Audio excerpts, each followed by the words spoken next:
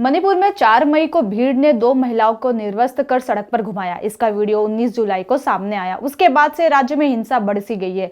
चूरचांदपुर और इम्फाल के पास मैतेई और कुकी समुदाय के बीच शनिवार को रात भर फायरिंग हुई। इस दौरान ऑटोमेटिक राइफल्स, पॉम्पी गन्स, विस्फोटकों से हमला किया गया। विष्णुपुर के थोरबुंग में भीड़ ने एक स्कूल और कई घरों में आग लगा दी। मौके पर सीआरपीएफ, बीएसएफ और असम राइफल्स के जवान तैनात हैं। तड़के सुबह थोरबुंग, कांगवाई के अंदरूनी इलाकों में भी फायरिंग हुई। वायरल वीडियो सामने आने के बाद से पुलिस ने अब तक 7 लोगों को गिरफ्तार कर लिया है। इसमें एक नाबालिग भी शामिल है। वक्त हो चला है, सवाल तो बनता है। हमारा आज का सवाल यह है कि 4 मई को ही कुछ ही घंटों के भीतर महिलाओं से रेप, पीटने और हत्याओं के 4 मामले हुए, लेकिन अब तक इस पर कोई कार्रवाई या कोई एक्शन क्यों नहीं लिया गया। लेकिन उससे पहले अगर आप इस चैनल पर नए हैं तो जल्दी से जल्दी हमारे चैनल को सब्सक्राइब करने के साथ ही साथ बेल आइकन को भी क्लिक कर ले, ताकि आपको समय समय पर इसी तरह के अपडेटेड वीडियो मिलते रहे। नमस्कार, मैं पायल शुक्ला, आप सभी का स्वागत है न्यूज टंका हिंदी में। मणिपुर में महिलाओं को निर्वस्त्र कर घुमाने का मामला इन दिनों चर्चा में बना हुआ है, जिसमें महिलाओं की परेड निकालने को लेकर एक वीडियो भी सोशल साइट्स पर वायरल हो गया था। यह घटना 4 मई की बताई जा रही थी और दोनों महिलाएं कुकी समुदाय से थी। तो वहीं जो लोग महिलाओं को निर्वस्त्र कर घुमा रहे थे वो सभी मैतेई समुदाय से आते थे। महिलाओं को निर्वस्त्र कर घुमाए जाने के मामले में अब तक 5 आरोपी को गिरफ्तार कर लिया गया है।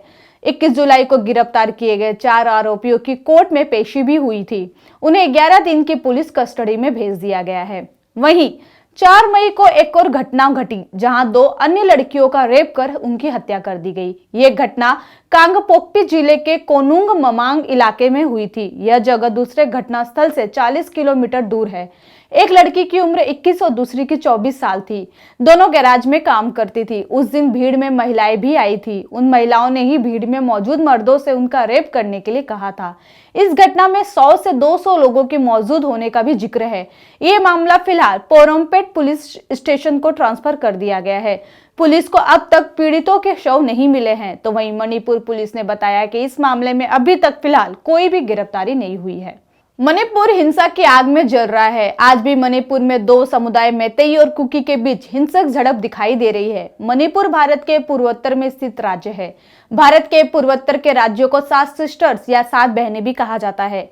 मणिपुर की सीमा म्यांमार से लगती है। यहाँ अनुमानित 33 लाख लोग रहते हैं, जिसमें आधे से अधिक मैतेई समुदाय के लोग निवास करते हैं, जबकि लगभग 43% कुकी और नगा समुदाय के लोग निवास करते हैं, जो प्रमुख अल्पसंख्यक जनजातियां मानी जाती है।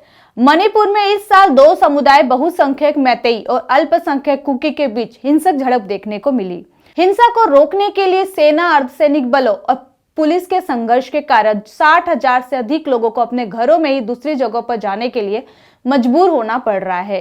इन झड़पों के दौरान दोनों समुदाय ने कई जगहों पर तोड़फोड़ की और कई पुलिस थानों में हथियार भी लूट लिए हैं। हिंसक झड़प के दौरान सैकड़ों चर्च और 1 दर्जन से अधिक मंदिरों को भी तोड़ दिया गया है और कई गांवों में आग भी लगा दी गई है। दरअसल मणिपुर में 3 मई से हिंसा की शुरुआत हो चुकी थी। मणिपुर में मैतेई और कुकी जनजाति के बीच हिंसा शुरू हुई थी। मणिपुर में मैतेई समाज की मांग थी कि उसको कुकी की तरह राज्य में शेड्यूल ट्राइबर का दर्जा दिया जाए। वहीं मणिपुर में तनाव तब और बढ़ गया जब कुकी समुदाय ने मैतेई समुदाय की आधिकारिक जनजाति दर्जा दिए जाने की मांग का विरोध करना शुरू कर दिया। इसे लेकर कुकियों ने तर्क दिया कि इससे सरकार और समाज पर उनका प्रभाव और अधिक मजबूत होगा, जिससे उन्हें जमीन खरीदने या मुख्य रूप से कुकी क्षेत्रों में बसने की अनुमति मिल जाएगी। मणिपुर महीनों से जल रहा है। हिंसा रोकने के उपाय ज्यादा दिखाई नहीं दे रहे हैं। राजनीति सिर चढ़कर बोल रही है। विपक्षी और विपक्ष नेता मणिपुर की हिंसा को केंद्र सरकार की नाकामी बता रहे हैं। वहीं केंद्रीय गृह मंत्री अमित शाह ने हिंसाग्रस्त इलाके का कई बार दौरा कर स्थिति का कई बार जायजा लिया है और सरकार से कठोर कार्रवाई करने की भी बात कही है। लेकिन सरकार की सख्ती के बाद भी अभी तक मणिपुर की हिंसा काबू में नहीं आ पाई है। मणिपुर में जारी हिंसा की वजह विपक्षी दल सीएम बीरेन सिंह पर लगाते रहे हैं। उनसे इस्तीफे की मांग भी कर रहे हैं। लेकिन एक वाक्य आप सभी को याद होगा, जब बीरेन सिंह राज्यपाल से मिलने राजभवन पहुंचे थे। उनके राजभवन जाने के वक्त सैकड़ों की तादाद में महिलाएं रास्ते पर आ गई और बीरेन सिंह के इस्तीफे का विरोध करने लगी। इन महिलाओं ने बीरेन सिंह के इस्तीफे की कॉपी भी प्रदर्शन के दौरान फाड़ दी।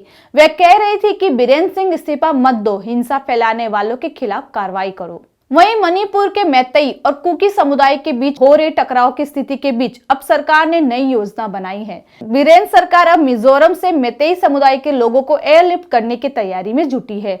लोगों का एयरलिफ्ट कब तक किया जाएगा, इस संबंध में फिलहाल अभी कोई जानकारी सामने नहीं आई है।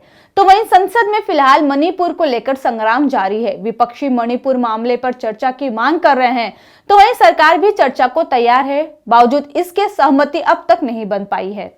मणिपुर की हिंसा दुर्भाग्यपूर्ण और मानवाधिकारों का घोर उल्लंघन है। महिलाओं और बच्चों को संघर्ष की स्थिति में हथियार के रूप में इस्तेमाल किया जाता है और मणिपुर में भी यही हो रहा है। राज्य में महिलाओं और बच्चों के खिलाफ हिंसा का एक लंबा इतिहास रहा है, लेकिन यह दुखद स्थिति है कि उन्हें कोई न्याय नहीं मिलता है। यह शर्म की बात है कि महिलाओं और युवा लड़कियों को निशाना बनाया गया और उसके साथ हिंसा की जा रही है, जिसमें दुष्कर्म और हत्याएं भी शामिल है। कुल मिलाकर झगड़ा अस्तित्व, अस्मिता और जमीन का है। बातचीत का कोई तरीका काम नहीं आ रहा है।